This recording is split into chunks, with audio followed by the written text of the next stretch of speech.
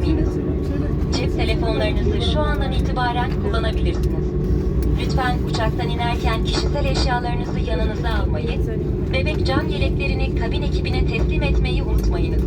Başüstü dolaplarını açarken ve eşyalarınızı alırken lütfen dikkatli olunuz. Pegasus ailesi olarak bizimle seyahat ettiğiniz için teşekkür ederiz. Ladies and gentlemen, dear children, for your own safety, please remain seated with your seatbelts fastened.